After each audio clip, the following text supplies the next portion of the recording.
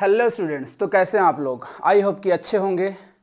तो आपका second lecture Newton's laws of motion का जो सेकेंड लेक्चर है पार्ट वो आ चुका है। तो आज हम लोग डिस्कस करने वाले हैं बेटा सर आइजैक न्यूटन की रिसर्च के बारे में कि सर आइजैक न्यूटन ने न्यूटन का first law, second law, third law कैसे दिया और किसके बिहाफ पे दिया। बात समझ में आ रही है। तो न्यूटन का जो फर्स्ट लॉ था बेटा वो क्या था, वो लॉ ऑफ इनर्शिया था। क्या था? Law of inertia. तो उससे पहले हम लोग इनर्शिया को डिस्कस करने वाले हैं कि इनर्शिया क्या होता है।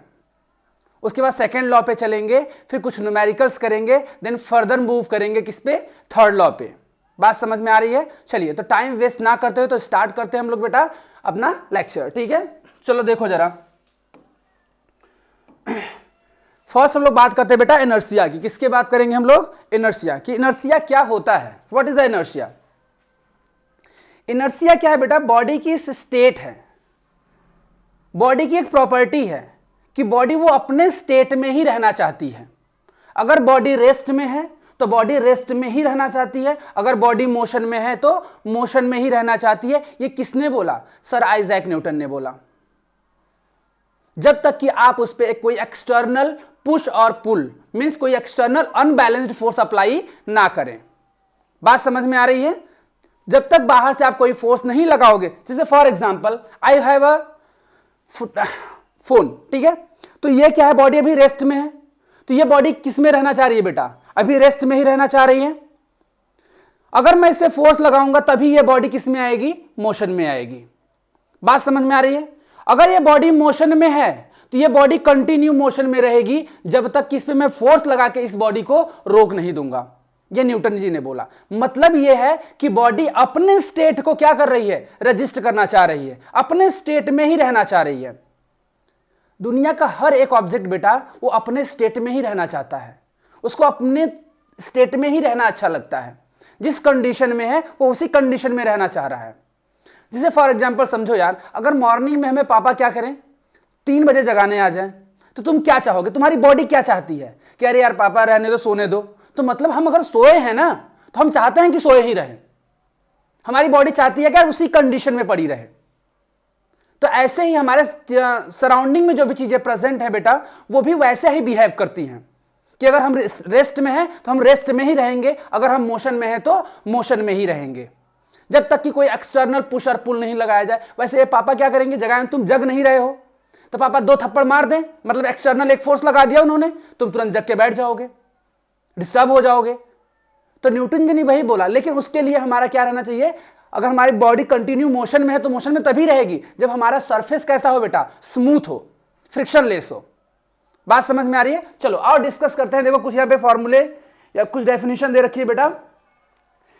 Inertia is defined as the property of matter by which it tries to maintain its state or rest. बात समझ में आई। स्टेट किस में रहना चाह रहा है? वो रेस्ट में रहना चाह रहा है या फिर वो यूनिफॉर्म मोशन में रहना चाह रहा है बेटा। बात में फर्स्ट स्टेटमेंट ये था न्यूटन जी का। सेकेंड क्या है बेटा? इनर्शिया। अब इनर्शिया क्या है? इनर्शिया मतलब सीधे सीधे डिपेंड करता है तुम्हारे मास पे। अगर तुम्हारा मास ज्यादा है तो उस बॉडी की इनर्शिया क्या है? ज्यादा है। अगर मास कम है तो उस बॉडी की इनर्शिया क्या होगी? कम होगी। मतलब जिस ऑब्जेक्ट के पास मास है बेटा उसके पास इनर्शिया है। जैसे मान लो यार हमारे पास एक 100 kg का ब्लॉक है, ठीक है, एक 50 kg का ब्लॉक है। किस ब्लॉक को धक्का मार के ले जाना ज्यादा इजी होगा? 50 kg वाले ब्लॉक का, क्योंकि उसकी इनर्शिया क्या है? कम है। और जिसकी इनर्शिया ज्यादा है वो अपने स्टेट को ज्यादा रजिस्ट करेगा ना भाई। वो 100 kg का है तो वो चाह रहा है, तो आप जब पुश करोगे ना उसको तो वो चाहेगा कि हम अपने स्टेट में ही रहें, तो वो ज्यादा रजिस्ट करेगा अपने स्टेट को। तो उसमें हमें ज्यादा फोर्स लगाना पड़ेगा उसको मोशन में लाने के लिए। बात समझ में आ रही है। तो सीधे सीधे समझना बेटा कि जो इनर्शिया होगी वो डायरेक्टली डिपेंड करेगी किस पे? मास पे। मास इंक्रीज करेगा तो इनर्शिया भी क्या होने वाली है? इंक्रीज करेगी। क्लियर है। अब यहां पर देखो जरा, वही मैंने यहां पे लिखा है, this means inertia increases with increase in mass. Mass increase करेगा इनर्शिया बढ़ जाएगी, और मास डिक्रीज करेगा तो इनर्शिया भी क्या होगी? डिक्रीज होगी। इतनी बात क्लियर है? बोलो। चलो अगर इतनी बात क्लियर है बेटा तो हम लोग नेक्स्ट स्लाइड पे चलते हैं। ठीक है, देखो जरा। नेक्स्ट स्लाइड में आता है बेटा टाइप्स ऑफ इनर्शिया। हम लोग क्या पढ़ने वाले हैं? टाइप्स ऑफ इनर्शिया, कि इनर्शिया के टाइप्स क्या होते हैं। We have 3 types of inertia. कौन कौन से? Inertia of rest, inertia of motion, inertia of direction. तो इनर्शिया ऑफ रेस्ट क्या होता है, इनर्शिया ऑफ मोशन क्या होता है, इनर्शिया ऑफ डायरेक्शन क्या होता है, ये सारी चीजें हम लोग सीखने वाले हैं। ठीक है, तो फर्स्ट देखो बेटा यहां पे है, फर्स्ट क्या है हमारे पास? Inertia of rest. किसकी बात करेंगे? इनर्शिया ऑफ रेस्ट की। क्या है इनर्शिया ऑफ रेस्ट? देखो यार कि an object stage at rest and it is remain at rest until N external force is affected. मतलब यह है कि अगर कोई बॉडी अगर रेस्ट में है तो वो रेस्ट में ही रहेगी जब तक कि कोई बाहर से फोर्स करके उसको अफेक्ट ना करे। बात समझ में आ रही है? यही तो फर्स्ट लॉ था हमारा। बात समझ में आ रही है? तो यहां पे देखो हमारे पास एक एग्जांपल है। एक हमारे पास क्या है बेटा? एक हमारे पास ग्लास है। ग्लास के ऊपर हमने क्या रखा है? एक कोई कार्डबोर्ड टाइप का रखा है। उस कार्डबोर्ड पे हमने क्या रखा है? एक कॉइन रखा है। अब इस कार्डबोर्ड को तुमको फ्लिक करना है। क्या करना है? फ्लिक करना है, जोर से क्या करना है? फोर्स लगाना है। तो जैसे ही कार्डबोर्ड पे फोर्स लगाओगे तो ये कार्डबोर्ड क्या करेगा बेटा? आगे निकल जाएगा। ये कार्डबोर्ड क्या करेगा? आगे निकल जाएगा। लेकिन और ये कॉइन क्या करेगा? इस ग्लास के अंदर क्या करेगा? गिर जाएगा। क्यों ऐसा हुआ? क्योंकि आपने फोर्स किस पे लगाया? कार्डबोर्ड पे लगाया, ना कि कॉइन पे लगाया। तो कॉइन किस में थी? रेस्ट में थी। तो अभी भी वो किस में रहेगी? रेस्ट में रहेगी। तो वो अपने ही पोजीशन पे रह गई और जिस पे फोर्स लगा वो क्या किया? वो आगे चला गया। बात समझ में आई? जब तक आप जो बॉडी रेस्ट में है उस पे फोर्स नहीं लगाओगे वो डिस्टर्ब होने वाली नहीं है। तो आपने फोर्स जो लगाया बेटा वो किस पे लगाया? कार्डबोर्ड पे लगाया ना। तो कार्डबोर्ड मूव करेगा, ना कि कॉइन मूव करेगा। तो कॉइन अपने ही जगह पे रेस्ट में रह गई और वो कॉइन कहां गिर गई? ग्लास के अंदर गिर गई। तो ये कंडीशन है किसकी? इनर्शिया ऑफ रेस्ट की। बात समझ में आ रही है? तो देखो इन डिटेल बता दे रहा हूं बेटा, इससे डिटेल में तुमको कहीं मिलने वाला नहीं है। बात समझ? एक्सप्लेन मैं हर एक चीज को कर रहा हूं। इस चीजों के मैं अभी शॉर्ट्स लेके आऊंगा जिसमें मैं एक्सपेरिमेंट करके भी दिखाऊंगा आप लोग को कि ये कैसे हो रहा है। बात समझ में आ रही है? तो हमारे शॉर्ट्स वाले जो वीडियोस होंगे वो भी धीरे धीरे अब आएंगे। जो एक्सपेरिमेंट होंगे विद इन 1 मिनट के अंदर हम लोग क्या करेंगे? उसको एक्सप्लेन कर लेंगे। बात समझ में आ रही है? चलो बेटा नेक्स्ट स्लाइड पे चलते हैं। हम लोग बात करेंगे हम लोग किसकी? इनर्शिया ऑफ मोशन की बात करेंगे कि क्या होता है इनर्शिया ऑफ मोशन। ठीक है, तो देखो जरा यहां पे इनर्शिया ऑफ मोशन क्या होता है बेटा? An object will continue to be in motion until a force acts on it. मतलब क्या है? एक बॉडी कंटिन्यू मोशन में रहेगी जब तक कि उसे फोर्स लगा के रोक ना दिया जाए। बात समझ में आ रही है? जैसे फॉर एग्जांपल आप बस में बैठे होते हो। ठीक है, बस में क्या होते हो बेटा? बैठे होते हो और बस चल रही है। समझो, अपने आप को फील करो कि बस में हो और बस में बैठे हो। बस क्या कर रही है? चल रही है। तो बस के साथ तुम भी तो चल रहे हो। तो मतलब बस चल रही है, बस के साथ तुम भी चल रहे हो, मतलब बस भी मोशन में है और तुम्हारी बॉडी भी किसमें है? मोशन में है। और अगर ड्राइवर ने एकाएक ब्रेक लगा दिया तो क्या होगा? आपकी पूरी बॉडी क्या करती है? आपकी अपर बॉडी बेंड हो जाती है आगे की तरफ। तो ऐसा क्यों हुआ? क्योंकि जैसे ही ब्रेक लगा तो वो जो बस है बेटा वो रेस्ट में आ गई और बस रेस्ट में आते ही आपकी बॉडी का जो लोअर पार्ट है, जो क्या है? जो ग्राउंड से, जो बस के ग्राउंड फ्लोर से चिपका हुआ है वो तो रेस्ट में आ गया। बट आपकी अपर बॉडी किसमें अभी भी है? अभी ही मोशन में है। तो अपने स्टेट को बनाए रखने के लिए due to inertia of the motion, अपने स्टेट को बनाए रखने के लिए वो क्या करती है? आगे की तरफ बेंड हो जाती है। ये रीजन है इसके बेंड होने का। बात देखो जरा, ये आगे की तरफ बेंड हो गया ना, क्योंकि बॉडी अगर मोशन में है तो मोशन में ही रहना चाह रही है ना। इसलिए अपने स्टेट को बनाए रखने के लिए ये बॉडी क्या की? आगे की तरफ टेंड कर गई। ये था बेटा क्या? इनर्शिया ऑफ मोशन की बात। बात समझ में आ रही है? चलो नेक्स्ट स्लाइड की बात कर लेते हैं बेटा, इनर्शिया ऑफ डायरेक्शन। अच्छा देखो, इसमें मैंने inertia of rest, inertia of motion, inertia of direction तीनों का एग्जांपल दिया है। पहले देख लें इनर्शिया ऑफ डायरेक्शन क्या है। इनर्शिया ऑफ डायरेक्शन क्या है बेटा? अगर आप स्ट्रेट लाइन में चल रहे हो, ठीक है, तो आप स्ट्रेट लाइन में ही चलते रहोगे जब तक कि कोई फोर्स लगा के तुमको क्या कर दिया जाए? तुम्हारी डायरेक्शन को चेंज ना कर दिया जाए। बात समझ में आ रही है? जैसे मोड़ पे देखो, जब मोड़ पे क्या करते हैं हम लोग? क्या करते हैं? कोई टर्निंग पॉइंट लेते हैं तो हम बाहर की तरफ क्या करते हैं? टेंड कर जाते हैं। क्यों? हमारी डायरेक्शन क्या हो जाती है? चेंज होती है, क्योंकि हमारे ऊपर एक फोर्स लग जाता है। कौन सी? सेंट्रीफ्यूगल फोर्स लगता है बाहर की तरफ, और अंदर की तरफ कौन लगता है? Centripetal force. और सेंट्रीफ्यूगल फोर्स क्या हो जाता है? ज्यादा हो जाता है, और हम बाहर की तरफ क्या करते हैं? टेंड कर जाते हैं। ये कहां पे होता है? कहां पे होता है बेटा? ये कहां पे होता है? ये बस जब में बैठे होते हो तो वहां टर्निंग पॉइंट पे होता है। आपने अक्सर देखा होगा, उसकी तुमको दिखा दे रहा हूं सारी चीजें। देखो, इनर्शिया ऑफ डायरेक्शन की बात कर लेते हैं बेटा। तो inertia of direction is the tendency of an object to continue moving in the same direction without changing its path unless influenced by an external force. जब तक बाहर से कोई एक्सटर्नल फोर्स नहीं लगेगा, वो स्ट्रेट पाथ पे चलता रहेगा। जैसे बाहर से एक्सटर्नल फोर्स लगा, आपकी डायरेक्शन क्या हो जाएगी? चेंज हो जाएगी।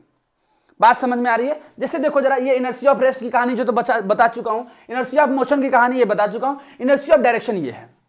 आप क्या करते हो? टर्निंग पॉइंट लेते हो, किसी टर्निंग पॉइंट पे जाते हो तो आपकी बॉडी बाहर की तरफ क्या करती है? टर्न हो जाती है। जबकि आपके सीधे पाथ पे जाते हो तो आपकी बॉडी सीधी रहती है, कोई दिक्कत नहीं है। बट जैसे ही टर्निंग पॉइंट पे जाते हो बेटा, आपकी बॉडी के ऊपर एक बाहर की तरफ सेंट्रीफ्यूगल फोर्स लगता है, और बाहर की तरफ क्या हो जाती है? आपकी बॉडी टेंड हो जाती है, मूव कर जाती है। तो आपकी बॉडी की डायरेक्शन क्या हो जाती है? चेंज हो जाती है। तो इसको बोलते हैं इनर्शिया ऑफ डायरेक्शन। तो आपकी बॉडी तब तक स्ट्रेट लाइन में चलती रहेगी बेटा, जब तक कि आपके ऊपर फोर्स नहीं लग रहा है। जैसे ही आपकी बॉडी पे फोर्स लगेगा, वैसे ही बॉडी आपकी क्या करेगी? अलग डायरेक्शन में टेंड हो जाएगी। बात समझ में आ रही है? चलिए, तो यहां पे देख पा रहे हो, ये इंसान क्या किया? इस साइड देखो, हैंग हो गया, मूव कर गया, टिल्ट हो गया। बात समझ में आ रही है? तो ये इनर्शिया ऑफ डायरेक्शन। यहां पे सेंट्रीफ्यूगल फोर्स लग रहा है। कौन सा लग रहा है? सेंट्रीफ्यूगल फोर्स लग रहा है।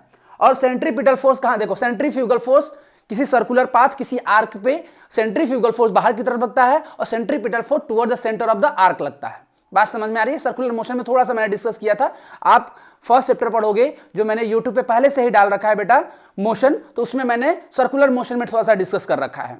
ठीक है, तो बाकी चैप्टर्स धीरे धीरे जाते रहेंगे, आप उसको स्टडी करते रहो। ठीक है, सॉरी। नेक्स्ट बात करते हैं बेटा, कुछ न्यूमेरिकल्स की बात करते हैं जो बहुत इंपॉर्टेंट क्वेश्चन होते हैं आपके एग्जाम के लिए। स्टेटमेंट वाइज क्वेश्चन आते हैं। ठीक है, तो देखो, अगर आपने ये inertia of rest, inertia of motion, inertia of direction पढ़ लिया, तो ये सारे क्वेश्चन आपसे बन जाने चाहिए। ठीक है, तो देखो जरा, फर्स्ट क्वेश्चन हमारा क्या है बेटा? फर्स्ट क्वेश्चन है, why does a person standing in a bus falls backward when the bus suddenly start moving? भाई क्यों? इनर्शिया की वजह से। कौन सा इनर्शिया? इनर्शिया ऑफ रेस्ट, पीछे की तरफ बेंड हो जा रहा है ना। क्यों? क्योंकि देखो, बॉडी हमारी बस है, बोला कि अगर बस पहले रेस्ट में है, उन्होंने बोला कि अगर सडनली कोई बस चल दे रही है, सडनली कोई बस चल दे रही है, तो हमारी बॉडी कहां जाती है? बैकवर्ड चली जाती है ना। क्यों जाती है? अब सोचो जरा, बॉडी किस में थी? पूरा होल सिस्टम किस में था? रेस्ट में था ना। बस रेस्ट में थी, उसके साथ मेरी बॉडी भी किस में थी? रेस्ट में थी। और जब एकाएक बस मूव की, तो बस तो मोशन में आ गई, उसके साथ जो मेरा लेग है, मतलब lower part of the body, वो बस के कांटेक्ट में था, तो वो किस में था? वो भी किस में आ गया? मोशन में। बट हमारी अपर बॉडी किस में रहना चाहेगी? रेस्ट में। तो वो अपने इनर्शिया को मेंटेन करने के लिए, अपने स्टेट को मेंटेन करने के लिए क्या करती है? वो बॉडी बैकवर्ड क्या हो जाती है? बैंड हो जाती है। बात समझ में आ रही है? तो ये फर्स्ट क्वेश्चन का आंसर हो गया। सेकेंड क्वेश्चन क्या है बेटा? Why does the person standing in a moving bus fall forward the driver suddenly applies the brakes? ये तो बता ही चुका हूं तुम्हें इनर्शिया ऑफ मोशन के अंदर। ठीक है, थर्ड क्या है? इधर देखो, ये वाला सबसे इंपॉर्टेंट ये वाला है। ठीक है, why do we give many jerk to wet cloth before hanging them to dry? मतलब जब आप किसी वेट क्लोथ को, भीगे हुए कपड़े को सुखाने के लिए जब डालने जाते हो बेटा, तो उसको बहुत सारा जर्क देते हो ताकि उसमें से पानी बाहर आ जाए। तो ऐसा क्यों कर रहे हो? यहां पे कौन सा न्यूटन जी का लॉ लग रहा है बताओ? देखो समझो, जब हमारा क्लोथ्स वेट है, ठीक है, और हमारे हाथ में मान समझो क्लोथ्स है, ठीक है, ये समझो मेरे हाथ में बेटा, ये हमारे हाथ में समझिए आप एक क्लोथ है, ये समझो कि वेट है, ठीक है, ये वेट है। अब समझो ये क्लोथ क्या स्टेशनरी है, रुका हुआ है? रुका हुआ है सर। इसके पोर्स में क्या वाटर भरे होंगे? भरे होंगे सर। तो वो वाटर भी किसमें है बेटा? रेस्ट में है। जब आप इनको जर्क दोगे तो आप क्या कर रहे हो? इस क्लोथ को जर्क दे रहे हो, इस क्लोथ को जर्क दे रहे हो, मतलब क्लोथ को मोशन में ला रहे हो। ना कि जो उसके पोर्स के अंदर वाटर भरे हों उनको। तो वो वाटर किस में रहना चाहेंगे बेटा? रेस्ट में रहना चाहिए, क्योंकि उन पे मैं फोर्स नहीं लगा रहा हूं। मैं किस पे फोर्स लगा रहा हूं? मैं तो इस क्लोज पे फोर्स लगा रहा हूं ना। जो इसके पोर्स के अंदर वाटर भरे हैं उस पे फोर्स लगाया क्या मैंने? नहीं। तो किस में रहना चाहेंगे? रेस्ट में। और ये बॉडी किस में रहना चाहेगी? मोशन में। तो एक बॉडी रहना चाह रही है रेस्ट में, एक बॉडी को हम किस में ले आ रहे हैं? मोशन में। तो वो वाटर वहां से क्या करते हैं? स्पेल आउट हो जाते हैं, बाहर निकल जाते हैं। बात समझ में आ रही है? तो ये कॉन्सेप्ट है सारी चीजों का। चलो नेक्स्ट क्वेश्चन देखते हैं क्या क्या क्वेश्चन है बेटा। अब आता है न्यूटन का फर्स्ट लॉ, जो कि क्या बोला जाता है? इनर्शिया का लॉ। बात समझ में आ रही है? न्यूटन का फर्स्ट लॉ यही बोलता है कि कोई बॉडी अगर मोशन में है तो मोशन में रहेगी, अगर बॉडी कोई रेस्ट में है तो रेस्ट में रहेगी, जब तक कि कोई आप अनबैलेंस्ड फोर्स उस बॉडी पे नहीं लगाते हो।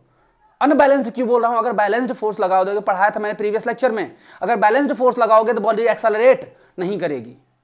बात समझ में आ रही है? बॉडी एक्सेलरेट नहीं करेगी। तो आपकी बॉडी के ऊपर कैसा फोर्स लगना है? Unbalanced force. जैसा कि यहां पे देखो मैंने पेन डाउन किया है, Newton first law of motion states that a body remain in the state of rest और uniform motion in a straight line and until an external force acts on it. जब तक कोई बाहर से force नहीं लगाओगे वो बॉडी मोशन में आने वाली नहीं है। वो अपने स्टेट में या पे यूनिफॉर्म मोशन में रहेगी या तो किसमें रहने वाली है? रेस्ट में रहेगी। बात समझ में? जैसे यहां पे देखो हमारे पास एक बॉल है, ये रेस्ट में है, तो क्या बिना इससे फोर्स लगाए तुम उसको मोशन में ला सकते हो? जब तक इसको किक नहीं करोगे तब तक ये बॉडी मोशन में नहीं आएगी। ये बॉडी हमारी मोशन में है तो ये कंटिन्यू मोशन में बनी रहेगी बेटा, जब तक कि तुम बाहर से फोर्स लगा के उसको क्या नहीं करोगे? रोक नहीं दोगे। बात समझ? लेकिन यहां कंडीशन वही है कि surface should be what? Frictionless. नहीं तो अगर हम, अब तुम सोच रहे होगे कि सर हम लोग बॉल को तो फेंक देते हैं तो कुछ दूर तक जाके रुक जाता है। हां भाई रुक जाता है तुम्हारे हिसाब से। क्यों रुक जाता है? क्योंकि हमारा सरफेस, जो ग्राउंड सरफेस है और जो बॉल है, उसकी दोनों सरफेस एरिया के बीच में एक फ्रिक्शन लग रहा है। और फ्रिक्शन क्या कर रहा है? उस मोशन को अपोज कर रहा है। लेकिन न्यूटन जी ने बोला सरफेस को आप स्मूथ ले लो। तो सरफेस को जब स्मूथ ले लोगे तो ये क्या होगा? अगर ये मोशन में आ गया तो रुकने वाला नहीं, क्योंकि रोकने वाला है ही नहीं कोई। रोकने वाला कोई है नहीं तो रुकेगा क्यों? तो ये बात होती है बेटा, ठीक है। सेम कंडीशन ये बता ही चुका हूं तुम्हें, तो इसमें ज्यादा टाइम वेस्ट करने की जरूरत नहीं है। चलो नेक्स्ट टॉपिक पे चलते हैं बेटा। अच्छा, नेक्स्ट टॉपिक की बात करते हैं हम लोग मोमेंटम की। किसकी बात करेंगे बेटा? Momentum. What is the momentum? Momentum का मतलब बॉडी यार मोशन में है तो उसके अंदर एक मोमेंटम है, बट इसको डिफाइन करने का एक तरीका होता है कि it is a product of what? Mass and velocity. ये मास और वेलोसिटी क्या होता है? प्रोडक्ट होता है। The product of velocity and mass is called the momentum. तो मोमेंटम क्या है? मोमेंटम है दो क्वांटिटीज का प्रोडक्ट। यहां पे देखो मास और velocity. M stand for mass and V stand for velocity and P stand for momentum. P stand for momentum. बात समझ में आ रही है? तो देखो मोमेंटम को किससे डिनोट करोगे बेटा? P से डिनोट करने वाले हो। मोमेंटम किससे डिनोट करेगे? कैपिटल P से। SI यूनिट क्या होगी? Kilogram metre per second. देखो मास की यूनिट होती है किलोग्राम और वेलोसिटी की यूनिट होती है मीटर पर सेकेंड। तो यहां से यूनिट निकल के आ जाती है इसकी, क्या निकल के आती है? Kilogram metre per second. कैसी क्वांटिटी है बेटा? ये कैसी क्वांटिटी है? ये वेक्टर क्वांटिटी है, क्योंकि वेलोसिटी कैसी क्वांटिटी है? वेक्टर क्वांटिटी है। वेक्टर क्वांटिटी को स्केलर से, मास कैसा है? स्केलर है। वेक्टर मल्टीप्लाई बाय स्केलर क्या देता है? वेक्टर ही देता है, ठीक है। तो हमारा जो मोमेंटम भी होगा वो क्या होगा बेटा? वेक्टर क्वांटिटी होगी।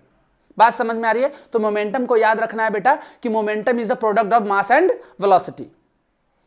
बात समझ में आ रही है? अगर हमको मोमेंटम अपना निकालना तो अपना मास और चल रहे हैं तो वेलोसिटी अगर मल्टीप्लाई कर दिया मैंने तो क्या मेरा मिल जाएगा? मेरा मोमेंटम मिल जाएगा।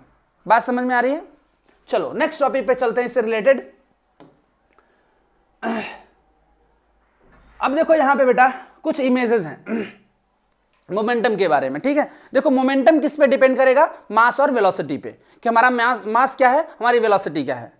अगर मास बढ़ा तो भी मोमेंटम बढ़ेगा, वेलोसिटी अगर इंक्रीज हुई तब भी मोमेंटम की वैल्यू बढ़ने वाली है। क्लियर है? तो यहां पे देखो जरा, एक हमारे पास साइक्लिस्ट है, यहां पे दिख रहा होगा एक साइक्लिस्ट है। साइक्लिस्ट का जो मोमेंटम है बेटा वो स्मॉलर है और इसका मोमेंटम क्या होगा? ज्यादा होगा। किस बिहाफ पे कह पाओगे? सिर्फ मास देखना काफी है? नहीं, हमें एक चीज को कांस्टेंट करना पड़ेगा। किसको? अगर मान लो कि ये मान लो बेटा ये चीजें जो है ये अगर मान लो 30 किलोमीटर पर आवर से चल रहा है और ये भी कितने से चली है 30 किलोमीटर पर आवर से, तो वेलोसिटी दोनों की कांस्टेंट हो गई, लेकिन मास अभी भी क्या दोनों का डिफरेंट है। तो मास डिफरेंट हो गया तो इसका जो मोमेंटम आने वाला है P इक्वल टू mv, तो ये अगर मास कम है तो मोमेंटम भी क्या हो जाएगा? कम हो जाएगा। यहां पे P इक्वल टू जब mv कैलकुलेट करोगे तो इसका मास क्या है बेटा? ज्यादा है, तो मोमेंटम भी ज्यादा हो जाएगा। बट वेलोसिटी को क्या रखना पड़ेगा? कांस्टेंट रखना पड़ेगा। बात समझ में आ रही है? बात समझ में आई? चलो इधर देखो, ये मैंने बोला इसकी वेलोसिटी 20 मीटर पर सेकेंड है, ठीक है। ये इसका मास कितना है? 1000 kg है, इसका मास 3000 kg है। तो बताओ मोमेंटम ज्यादा किसका होगा? अगर मान लो सेम स्पीड से ये भी आ रहा हो, तो सेम स्पीड से अगर ये भी आ रहा हो, तो अगर इसका मास 3000 kg और इसका मास है 1000 kg, तो मोमेंटम किसका ज्यादा होगा? जिसका मास ज्यादा होगा उसका मोमेंटम क्या होगा बेटा? ज्यादा होगा, क्योंकि वेलोसिटी को हमने क्या कर दिया? कांस्टेंट कर दिया। लेकिन कभी ऐसा हुआ कि इसकी वेलोसिटी दे दिया क्या? इसकी वेलोसिटी दे दिया मान लो 30 किलोमीटर पर आवर, तो अभी देखो इसकी वेलोसिटी 20 मीटर पर सेकेंड, इसका है 30। अच्छा मीटर पर सेकेंड में ही ले लो, मीटर ही पर सेकेंड में ले लो ना, तो कन्वर्ट करोगे तो बेटा तुमको दिक्कत हो जाएगी, ठीक है। देखो इसकी स्पीड ले लो तुम कितना, मान लो 100 मीटर पर सेकेंड, लेकिन इतना तो होगा ही नहीं, इतना तो हो नहीं सकती कि 1 सेकंड में 100 मीटर चला जाए, नहीं हो सकता। लेकिन हम लोग एक मोटी मोटा ले लिए, ठीक है। तो अब देखो दोनों की स्पीड क्या है बेटा? डिफरेंट, 20 मीटर पर सेकंड एंड 100 मीटर पर सेकंड। तो इसका ओवरऑल मोमेंटम अभी भी क्या है? ज्यादा है, और इसका ओवरऑल मोमेंटम अभी भी क्या है? कम है। बात समझ में आ रही है? तो मोमेंटम बेटा क्या होता है कि जिसके पास मास है, वेलोसिटी है, मल्टीप्लाई करो, जो value I that is the momentum of the body. Momentum क्या होता है? एक बॉडी से दूसरे बॉडी में ट्रांसफर होता है। मोमेंटम क्या होता है? एक बॉडी से दूसरे बॉडी में, जिससे तुमको दिखाई देता हूं, ठीक है। देखो इधर एक मेरे पास न्यूटन क्रेडल है, बात समझ में आ रही है? तो अगर इस बॉडी को मैं यहां से पुल करूंगा और इसको छोड़ूंगा बेटा, तो एक बॉडी ही उधर से आगे जाएगी। तो यहां से मोमेंटम क्या हो रहा है? बॉडी टू बॉडी ट्रांसफर हो रहा है। बात समझ में आ रही है? तो मोमेंटम क्या होता है? ट्रांसफर होता है, ट्रांसफर क्वांटिटी है। ये कंजर्वेशन ऑफ मोमेंटम में सारा एक्सप्लेनेशन आपको इसको दूंगा, ठीक है। यहां पे बस बताना मेरे को ये था कि मोमेंटम क्या होता है? One body to another body क्या होती है? ट्रांसफर होती है। कैसे ट्रांसफर होती है? अभी एग्जांपल्स में आपको मैं दिखाता हूं, ठीक है।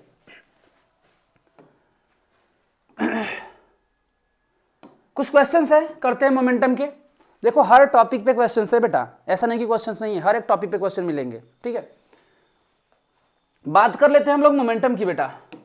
अ car of mass what 600 kg moving with a velocity of 10 metre per second, determine its momentum. सीधे लगाना है तुमको P equal to what? mv। m की वैल्यू कितनी है बेटा? 600 एंड वेलोसिटी कितनी है? 10 मीटर पर सेकेंड। तो ये कितना हो जाएगा? 6000 what? Kilogram metre per second. ये आपका क्या आ जाएगा? मोमेंटम आ जाए, कोई दिक्कत नहीं है। चलो नेक्स्ट क्वेश्चन पे चलो। ये बताओ, the mass of the goods lorry is 4000 kg and mass of the goods loaded on it वो है 20,000 kg। If lorry is moving with the velocity of 2 metre per second, ठीक है, तो what will be the momentum? तुमसे momentum ही पूछा है। अब यहां पे तुम्हें क्या करना है बेटा? दो मास है, एक लॉरी का खुद का मास है और एक उसमें जो सामान लदा है उसका मास है। तो टोटल मास क्या करोगे? कैलकुलेट कर लोगे। टोटल मास क्या करोगे? m1 प्लस m2 कर देना। यहां पे क्या कर देना? m1 प्लस m2 कर देना बेटा इंटू वेलोसिटी। तो यहां से m की वैल्यू कितना लो लेगे? 4000 और इधर कितना है? 20,000। 20,000 इंटू वेलोसिटी कितनी है? 2 मीटर पर सेकेंड की। तो इधर कितना हो जाएगा? क्या 24,000 इंटू 2। तो यहां से आंसर आ जाने वाला है कितना? 48,000 क्या? Kilogram metre per second. कोई दिक्कत है? बताओ। जितना मास है उसमें तुम कितना भी मास ला दो ना यार, लोरी का मास है, उसका मास है, तुम खुद ही चढ़ जाओ, तीनों मास ऐड कर लेना, इंटू वेलोसिटी से मल्टीप्लाई कर देना, मोमेंटम मिल जाएगा। बात समझ में आ रही है? चलो नेक्स्ट टॉपिक पे चलते हैं बेटा।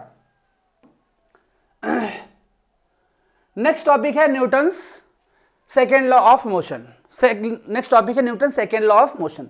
Newton second law of motion क्या है? What is the Newton second law? Second law में न्यूटन जी ने क्या बोला? न्यूटन चाचा ने सेकेंड लॉ में क्या बोला?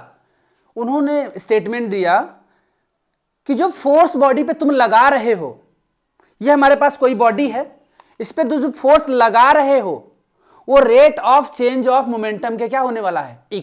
डायरेक्टली प्रोपोर्शनल होने वाला है, कि जितना ज्यादा आप फोर्स लगाओगे मोमेंटम की वैल्यू उतनी ही चेंज होने वाली है। बात समझ में आ रही है? समझो, स्टेटमेंट समझाता हूं, इधर देखो। यहां पहले डेफिनेशन को एक बार रीड कर लो बेटा, कि the rate of change of momentum of object is directly proportional to the applied unbalanced force in the direction of the force. ठीक है, अब देखो जरा डेरिवेशन कर लेते हैं क्या होता है। ठीक है, देखो न्यूटन जी ने बोला कि जो फोर्स होगा बेटा वो डायरेक्टली प्रोपोर्शनल होगा किसके? रेट ऑफ चेंज ऑफ किसके? Rate of change of momentum के। हमने तुमको प्रीवियस लेक्चर में भी, मोशन वाले चैप्टर में भी बताया था मैंने कि रेट क्या होता है। अगर मैंने रेट ऑफ मोमेंटम बोला, चेंज छोड़ो, रेट ऑफ मोमेंटम बोला, ठीक है, तो मोमेंटम का रेट निकालने के लिए मतलब मोमेंटम की क्वांटिटी में टाइम से डिवाइड करो। मैंने बोला था ना, कोई भी क्वांटिटी अगर रेट की बात आ जाए तो उस क्वांटिटी में टाइम से क्या करो? डिवाइड कर लो। तो rate of change of momentum का मतलब मोमेंटम कितने रेट से चेंज हो रहा है, टाइम के साथ मोमेंटम का चेंज कितना आ रहा है, वो डायरेक्टली प्रोपोर्शनल होगा फोर्स अप्लाइड। बात समझे? अब फोर्स अप्लाइड में कौन सा फोर्स अप्लाइड? अनबैलेंस्ड। अगर बैलेंस्ड फोर्स हो गया तो मोमेंटम को चेंज नहीं कर पाएगा, कांस्टेंट स्पीड रहेगी ड्यूरिंग द जर्नी। बात समझ में आ रही है? देखो, जो बच्चा मोशन चैप्टर से स्टार्टिंग से पढ़ने आएगा हर एक टॉपिक को वो कवर करता हुआ आएगा, हर एक चीजें समझ में आएगी। लेकिन मैं यहां पे पूरी कोशिश करता हूं कि जो न्यू बच्चा भी बैठा हो उसको भी समझ में आ जाए। बात समझ में आ रही है बच्चे? देखो, अब यहां से ये स्टेटमेंट था न्यूटन जी का। अब चेंज इन मोमेंटम क्या होता है बेटा? चेंज इन मोमेंटम होता है P final minus P initial, यही होता है। और मोमेंटम का फॉर्मूला क्या होता है? तुमको अभी बताया, m इंटू वी। तो फाइनल है तो वेलोसिटी कौन सी ले लोगे? Final velocity. तो ये फाइनल मोमेंटम, यहां पे इनिशियल मोमेंटम है तो इनिशियल वेलोसिटी मास में मल्टीप्लाई कर दो, मास में इनिशियल वेलोसिटी का मल्टीप्लाई कर दो। इनिशियल वेलोसिटी मतलब बेटा u का मल्टीप्लाई कर दो। तो initial momentum minus final momentum, तो दे देगा तुमको क्या? Change in momentum. Delta P क्या है? चेंज इन मोमेंटम को दिखाएगा। डेल्टा पी क्या दिखाएगा बेटा? चेंज इन मोमेंटम बोलते हैं, change in momentum. Change in momentum को रिप्रेजेंट करेगा कौन? Delta P. तो चेंज इन मोमेंटम की वैल्यू कितनी है? यहां पे देखो जरा, यहां पुट करते हैं चेंज इन मोमेंटम की value M V minus M U upon में टी। क्लियर है? बताओ, कोई दिक्कत अभी तक आई?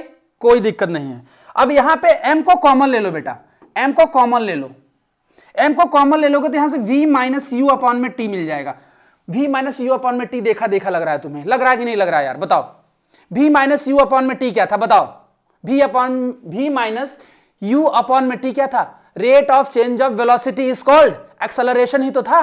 ये देखो, change in velocity with respect to time क्या था बेटा? एक्सेलरेशन था। तो इसको सीधे सीधे एक्सेलरेशन पुट करो, तो यहां से f डायरेक्टली प्रोपोर्शनल टू क्या हो जाएगा? m। और ये rate of change of velocity जो है बेटा वो किसके बराबर? एक्सेलरेशन के बराबर। अब यहां से f, अब ये देखो फिजिक्स के अंदर सिद्धांत है भाई कि जब भी डायरेक्टली प्रोपोर्शनल का साइन हटेगा तब ये कांस्टेंट लेके आएगा। अच्छा, कांस्टेंट लोग बोल देते हैं कि कांस्टेंट हमेशा आएगा, लेकिन कांस्टेंट के पीछे का रीजन नहीं बताते हैं। तो रीजन क्या है? एक्चुअली में हर चीजें परफेक्ट वे में सही नहीं है। जैसे मान लो यार कि हम कह रहे हैं जितना फोर्स लगाएंगे उतना ही एक्सेलरेशन आएगा, यहां बोलना यही है, ठीक है। तो हो सकता है कुछ फ्रिक्शन, कुछ डस्ट, कुछ पार्टिकल ऐसे चीजें हों जो उस चीज को अपोज कर रहे हो, तो उस चीज को नेग्लेक्ट करने के लिए, उस एरर को मेंटेन करने के लिए कॉन्स्टेंट्स आते हैं। बात समझ में आ रही है? चलो अभी बड़ी बात नहीं करते हम लोग, बाद में बात करेंगे बड़ी बड़ी। अभी तुम ये समझो कि डायरेक्टली प्रोपोर्शनल का साइन हटेगा तो एक कांस्टेंट आएगा। यहां पे कांस्टेंट मैं बोल रहा हूं बेटा कि वो k है। कांस्टेंट मैंने क्या बोला? k है। यहां पे हो गया मास इंटू एक्सेलरेशन। अब यहां पे न्यूटन जी ने क्या बोला? k की वैल्यू 1 रख दो। अब तुम बोलोगे जब k की वैल्यू 1 ही रखनी थी तो k को पुट क्यों किया? बेटा मैं बोल रहा हूं ना, फिजिक्स के अंदर जब भी प्रोपोर्शनैलिटी हटेगी तब तक एक कांस्टेंट आएगा, उसकी वैल्यू कुछ भी हो सकती है। यहां पे k की वैल्यू 1 है। अभी हम लोग ग्रेविटी पढ़ने जाएंगे तो वहां पे एक कांस्टेंट आएगा, क्या? Universal gravitational constant capital G, उसकी वैल्यू 6.67 इंटू 10⁻11 होती है। ऐसे ही आप जब क्या करोगे, दो फोर्स के बीच में, दो चार्ज पार्टिकल के बीच में फोर्स देखते हो, तो इलेक्ट्रोस्टैटिक फोर्स के अंदर कांस्टेंट आता है 1/4πε0। तो अलग अलग जगह अलग अलग कांस्टेंट आते हैं। यहां पे क्या है कि 1 लिया उन्होंने, क्यों? क्योंकि उन्होंने एग्जैक्ट देखा यार कि फोर्स जैसे जैसे बढ़ाओगे एक्सेलरेशन वैसे बढ़ेगा। कोई एरर नहीं देखा उन्होंने, सब आइडियल बात कर रहे हैं, ठीक है। इसलिए की वैल्यू क्या ले लिया हमने, 1 ले लिया। तो यहां से हमें आ जाएगा बेटा F equal to what, mass into acceleration. F equal to mass into acceleration, Newton का सेकेंड लॉ। ये है, याद रखना बेटा, बहुत इंपॉर्टेंट है। वैसे स्टेटमेंट में ये हमेशा दिया जाता है कि rate of change of momentum is directly proportional to the force. Clear है? बताओ, कोई डाउट है तो बताओ मेरे को, किसी को डाउट नहीं आना चाहिए भाई। चलो नेक्स्ट टॉपिक की बात करते हैं बेटा। हाँ चलो नेक्स्ट स्लाइड पे आते हैं। Acceleration of an object is directly proportional to the net force acting on it. कितनी बढ़िया बात बोली। अभी हमने पढ़ा कि F equal to mass into acceleration. Actually में ये जो फोर्स है बेटा, ये कौन सी फोर्स है? नेट फोर्स है। अभी बताया था बैलेंस और अनबैलेंस फोर्स के अंदर, बताया था नेट फोर्स क्या होती है। नेट फोर्स रिजल्टेंट फोर्स, बस टोटल फोर्स जो बॉडी पे लगा रहे हो, जो बच रही है, वही है तुम्हारी नेट फोर्स, वही तो प्रोड्यूस कर रही है एक्सेलरेशन बॉडी के ऊपर। तो यहां पे बोला गया कि directly proportional to the what, acting on it, जो एक्सेलरेशन। तो यहां पे देख नहीं रहे हो क्या कि force directly proportional to acceleration है। जैसे जैसे एक्सेलरेशन, जैसे जैसे फोर्स की वैल्यू बढ़ाओगे वैसे वैसे एक्सेलरेशन बढ़ेगा, या फिर एक्सेलरेशन बढ़ाओ तो फोर्स बढ़े। बात समझ में आ रही है? कोई दिक्कत नहीं इसमें। Inversely proportional to its mass. अब देखो जो बोला है कि एक्सेलरेशन यहां से निकालो बेटा, तो F अपॉन में कितना जाएगा, m। तो यहां पे देख रहे हो जो एक्सेलरेशन है वो मास के क्या है, इनवर्सली प्रोपोर्शनल है। अच्छा, इनवर्सली प्रोपोर्शनल डायरेक्टली प्रोपोर्शनल क्या होता है, अभी तो लोग बच्चे नहीं जानते होंगे। इनवर्सली प्रोपोर्शनल, डायरेक्टली प्रोपोर्शनल, ये देखो ये है डायरेक्टली प्रोपोर्शनल, ये है इनवर्सली प्रोपोर्शनल। डायरेक्टली प्रोपोर्शनल का मतलब होता है कि अगर एक क्वांटिटी आप बढ़ा रहे हो तो दूसरी क्वांटिटी भी उसी के रिस्पेक्ट में उसी के रेट से बढ़नी चाहिए।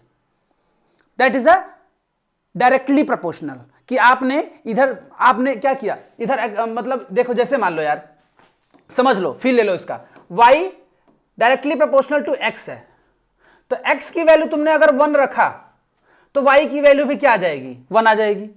अगर x की वैल्यू तुमने बेटा 2 रखा तो y की वैल्यू भी क्या आ जाएगी, 2 आ जाएगी। x की वैल्यू तुमने अगर 3 रखा तो y की वैल्यू भी क्या आ जाएगी, 3। मतलब तुम ये वाली वैल्यू इंक्रीज कर रहे हो तो उसी के रिस्पेक्ट में ये वाली वैल्यू इंक्रीज हो रही है। तो ऐसी कंडीशन को हम लोग बोलते हैं डायरेक्टली प्रोपोर्शनल।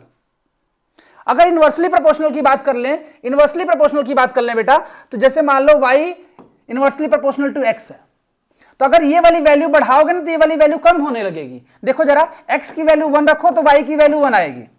अगर x की वैल्यू जैसे ही 2 रखोगे तो y की वैल्यू बेटा 1 अपॉन में 2 आ जाएगी, जो कि होगी 0.5। और x की वैल्यू जैसे ही 3 रखोगे इस क्वेश्चन के अंदर, y की वैल्यू वैसे ही आ जाएगी 1/3 और वैल्यू आ जाएगी 0.333। अब बताओ तुम x की वैल्यू देखो, x 1 2 3 पे जा रहा है, और y की वैल्यू चेक करो 1 0.5 0.33, मतलब y की वैल्यू कम होने लगी। तो ऐसी कंडीशन को बोलते हैं इनवर्सली प्रोपोर्शनल। बात समझ में आ रही है? चलो इतनी डिटेल में चला जाता हूं मैं, कभी कभी क्या बताऊं मैं। हाँ, अब नेक्स्ट बात कर लेते हैं बेटा, 1 न्यूटन फोर्स क्या होता है। What is the 1 Newton force? तो 1 न्यूटन फोर्स कब लगेगा बेटा, 1 न्यूटन फोर्स कब लगेगा, 1 न्यूटन फोर्स कब लगेगा, F equal to mass into acceleration. अगर एक्सेलरेशन की value 1 metre per second square रख दिया जाए और मास की वैल्यू 1 kg रख दिया जाए, तो यहां से बेटा F इक्वल टू 1 इंटू 1 मतलब 1 न्यूटन आ जाएगा। मतलब हमने कोई सी बॉडी पे फोर्स लगाया, 1 न्यूटन का, एक्सेलरेट हुआ 1 मीटर पर सेकेंड स्क्वायर से, तो उस बॉडी का जो क्या होगा, फोर्स होगा उस बॉडी का कितना होगा, 1 न्यूटन के इक्वल होगा। ज्यादा कुछ नहीं लिखा, पढ़ लेना उसको। बात समझ में आ गई? चलो बहुत अच्छा। क्वेश्चन आपके सामने बेटा, देखो सीबीएसई 11 12 15 में आया हुआ क्वेश्चन है, ठीक है। अब देखो क्वेश्चन क्या है, a person is prone to move serious injury when falling from a certain height on a hard concrete floor then on sandy surface, explain why. बोला गया है कि कोई इंसान है, उसको इंजरी हो जा रही है। क्या हो जा रही है? इंजरी हो जा रही है। जब वो कहां फॉलिंग कर रहा है बेटा, वो सर्टेन हाइट, किसी हाइट से फॉल कर रहा है, और कहां पे, एक कंक्रीट फ्लोर पे फॉल कर रहा है।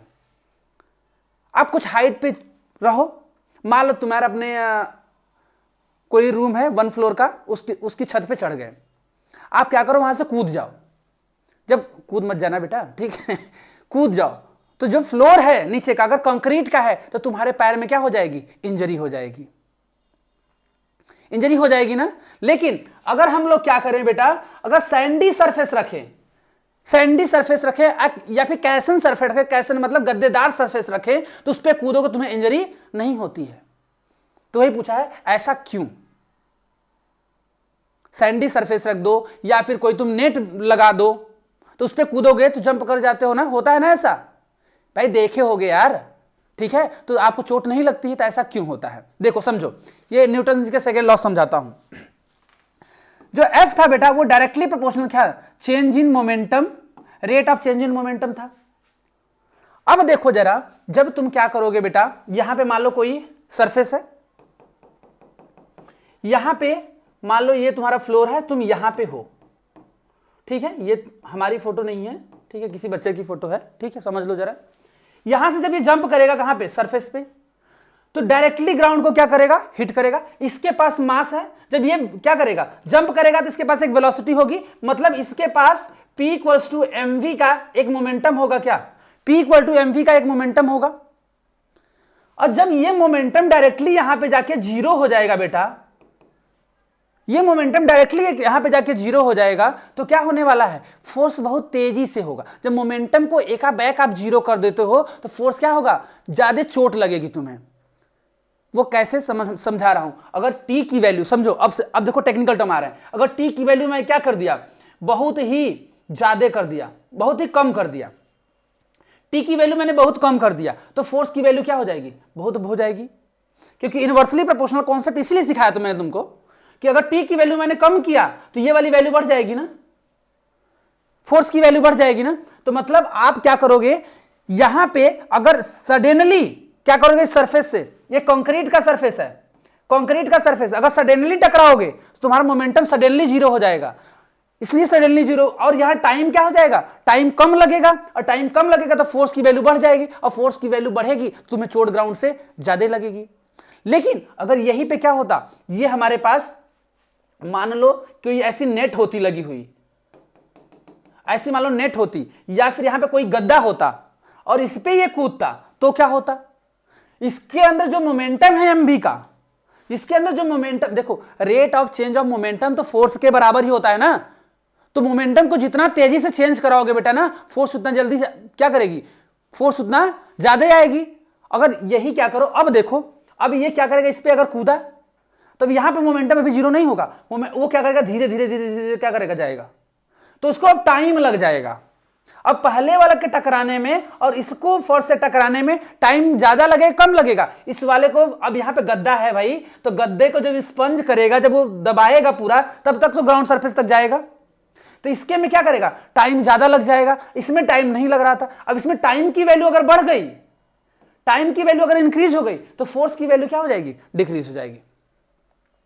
तो मोमेंटम के चेंज होने का रेट क्या हो गया, यहां पे आराम से मोमेंटम चेंज होगा, तो आराम से मोमेंटम चेंज होगा तो फोर्स की वैल्यू भी कम हो जाएगी, जिससे हमें कम चोट लगेगी। यही चीजें होती हैं। देखो जरा एक चीज और दिखाता हूं तुमको, ये देखो, इसमें और तुम्हें अच्छे समझ में आ जाएगा। Why does the fielder pulls his hand backward while catching a fast moving cricket. जब क्या होता है, जब कोई बॉल आती है तो आप डायरेक्ट अगर उसको पकड़ लोगे बेटा, तो आपके हाथ में चोट बहुत तेजी से लगेगी, क्योंकि बॉल के पास मास है और उसकी वेलोसिटी है, तो उसके पास क्या है, P इक्वल टू mv का मोमेंटम है।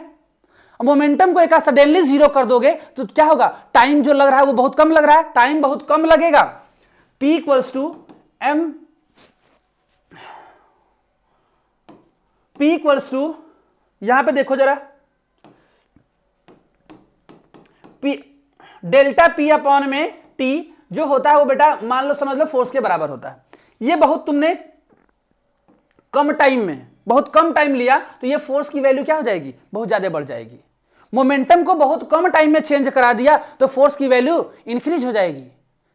तो मोमेंटम को मतलब तुमने सडनली जीरो कर दिया तो फोर्स की वैल्यू क्या हो जाएगी, सडनली बढ़ जाएगी, तो तुम्हें चोट ज्यादा लगेगी। और तुम क्या करोगे, बॉल को अगर ऐसे जाके ऐसे पकड़ लोगे तो क्या होगा, क्या होगा भाई, तुमने तुरंत पकड़ लिया, तो उसके मोमेंटम जो ट्रांसफर होगा हमारी बॉडी में, हम देखो मोमेंटम अभी बताया था मैंने, मोमेंटम एक बॉडी से दूसरी बॉडी में ट्रांसफर होता है, उस बॉडी का मोमेंटम हमारी बॉडी में जब ट्रांसफर होगा और तुम क्या कर रहे हो, सडनली जीरो कर रहे हो उसके मोमेंटम को, तो क्या होगा, ऑब्वियसली तुम्हें चोट लगेगी, क्योंकि टाइम क्या हो गया, कम हो गया। अब इसी को जब क्या करोगे, खींचो पीछे की तरफ, इसको पीछे की तरफ खींचोगे तो क्या होगा, इसको रेस्ट में लाने के लिए टाइम लगेगा। अब तो ये टाइम जब ज्यादा लगेगा, जब ये टाइम की वैल्यू बढ़ जाएगी तो ये फोर्स की वैल्यू क्या हो जाएगी, कम हो जाएगी।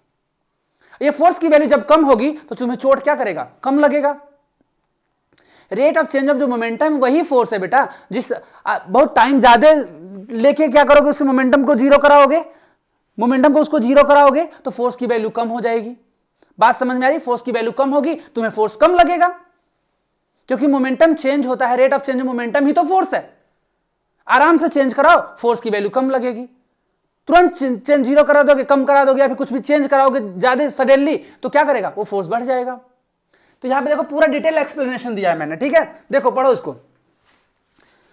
अ faster moving cricket ball has high momentum, है ना, high momentum due to its mass and speed. इसकी मास और स्पीड की वजह से, मास स्पीड की वजह से, मास इंटू स्पीड की वजह से, स्पीड ज्यादा मास ज्यादा, तो मोमेंटम की वैल्यू भी ज्यादा। और बोला when the ball is catches its momentum must be change to zero. जब कैच करते हो तो क्या करते हो, कैच करते हो तो बॉल को रेस्ट में ले आते हो, तो मोमेंटम भी कितना हो जाता है, जीरो हो जाता है, ठीक है। Pulling the hand back increase the time it takes for the ball's momentum to change to zero. अब हाथ को क्या कर रहे हो, पीछे की तरफ पुल कर रहे हो, तो टाइम अब ज्यादा ले रहे हो मोमेंटम को जीरो करने में। बात समझ में आई, मोमेंटम को जीरो करने में टाइम आपने क्या ले लिया, ज्यादा ले लिया, तो this reduces the force exerted on the fielders hand making it less likely cause the injury. तो अब क्या करेगा, फील्डर्स को कम इंजरी पहुंचाएगा। बात समझ में आ रही है, ये सारे टॉपिक्स इंटरकनेक्टेड है बेटा, किससे, न्यूटन सेकेंड लॉ से कनेक्ट है, ठीक है ना, सीधे सीधे। देखो यहां पे लिखा हुआ है this techniques based on the Newton second law.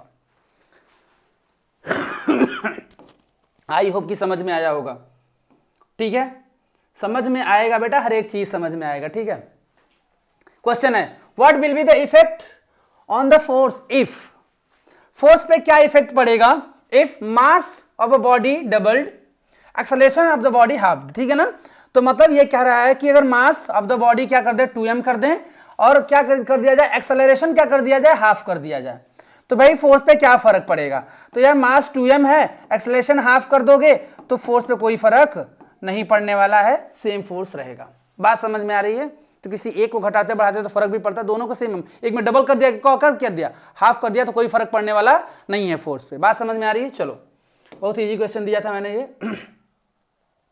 अच्छा ये क्वेश्चन है why athlete is high jump event made to fall on a calcined और सैंडी सरफेस। कैल्सिन्ड मतलब गद्देदार सरफेस बोला जा रहा है, या फिर सैंडी सरफेस बोला जा रहा है। बोला जाता है एथलीट जब जंप करते हैं तो उनके सामने जो फ्लोर बना होता है या सरफेस जो होता है वो सैंडी होता है या फिर गद्देदार होता है। क्यों, वही रीजन है भाई, वही रीजन है। कौन सा रीजन, कि यार force is directly proportional to rate of change of momentum. Time क्या करेगा, जब सैंडी सरफेस होगा तो हमको रेस्ट में लाने में क्या करेगा, टाइम की वैल्यू क्या करेगा, इंक्रीज हो जाएगी। टाइम की वैल्यू इंक्रीज होगी तो फोर्स डिक्रीज हो जाएगा, फोर्स डिक्रीज होगा तो हमें कम चोट लगी, हम इंजर्ड नहीं होंगे। बात समझ में आई, यही रीजन है। चलो नेक्स्ट क्वेश्चन की बात करें, बहुत इंपॉर्टेंट क्वेश्चन है। The velocity time graph of a car of 1000 kg of mass is given alongside from the graph answer the following question। CBSE में देखो 10 में आया, 16 में, 22 में आया हुआ क्वेश्चन है, ठीक है। देखो क्वेश्चन ये दिया है बेटा, when is the maximum force acting on the car and why। बोला है कि फोर्स पे कार पे कब मैक्सिमम फोर्स लगेगा और क्यों लगेगा, यही पूछा गया।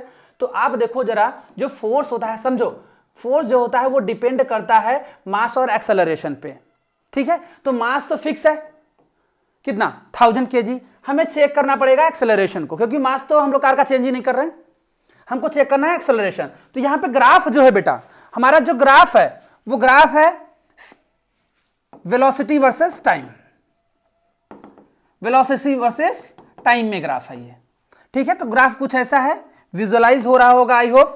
नहीं हो रहा होगा तो मैं ड्रॉ कर दे रहा हूं बेटा। ये आपका टाइम एक्सिस और ये है वेलोसिटी एक्सिस।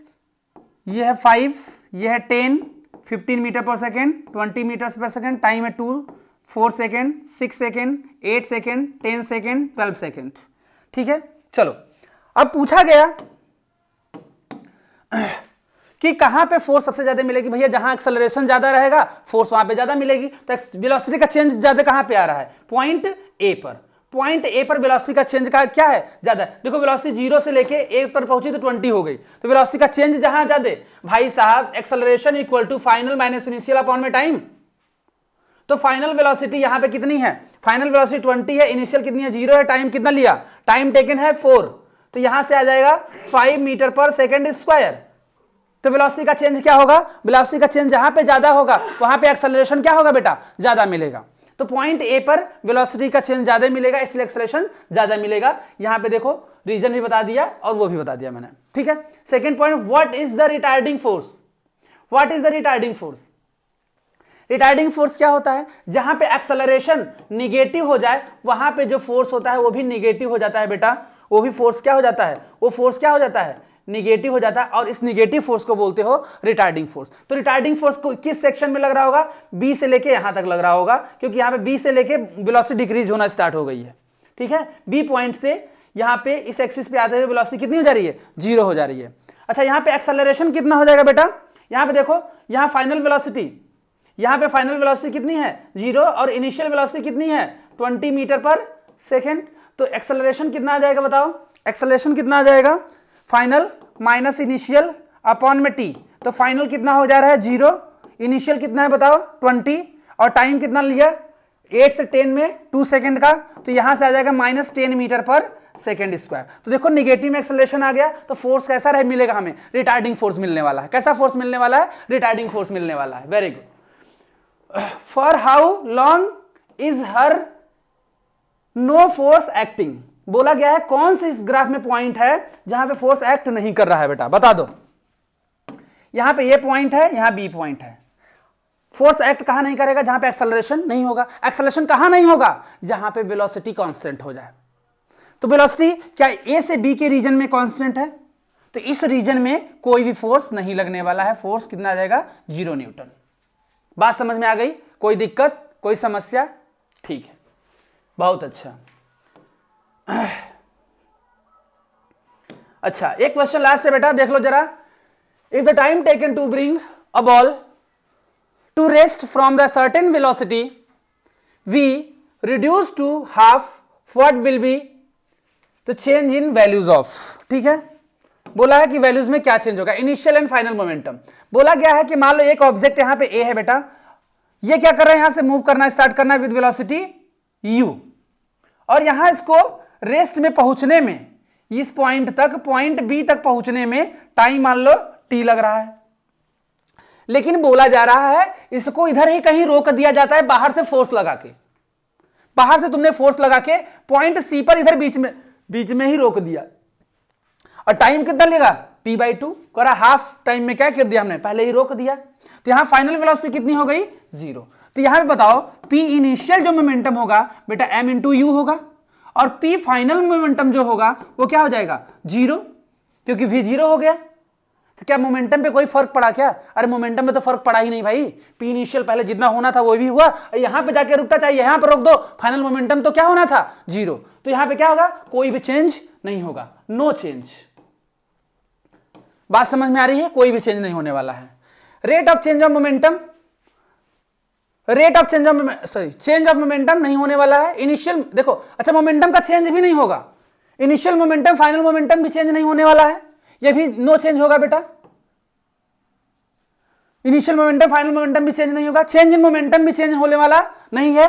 बात करते हैं rate of change of momentum की। Rate of change of momentum change होगा। क्यों? क्योंकि टाइम डिपेंडेंट हो गया ना। Rate of change of momentum पूछा ना भाई, तो rate of change of momentum delta P upon में डेल्टा टी की बात कर रहे हैं हम लोग। तो ये वाली वैल्यू जब हाफ हो जाएगी तो ये ओवरऑल वैल्यू क्या हो जाएगी? जो rate of change of momentum क्या है बेटा? फोर्स ही तो है। ये वैल्यू जब हाफ होगी तो मतलब ये वैल्यू कम हो गई, तो ये वैल्यू कम हो गई तो ये वैल्यू क्या हो जाएगी? इंक्रीज हो जाएगी। तो rate of change of momentum क्या हो जाएगा? चेंज होगा। Rate of change of momentum क्या होगा? चेंज होगा। बात समझ में आ रही है? क्योंकि रेट की बात कर रहे हैं भाई, रेट अब देखो यहां पे जाके रोकते तो टाइम ज्यादा लगता, टाइम ज्यादा लगता है तो rate of change of momentum क्या हो जाता? जो फोर्स मिलता है हमें, rate of change of momentum directly proportional to force, तो rate of change of momentum क्या होता? चेंज होता।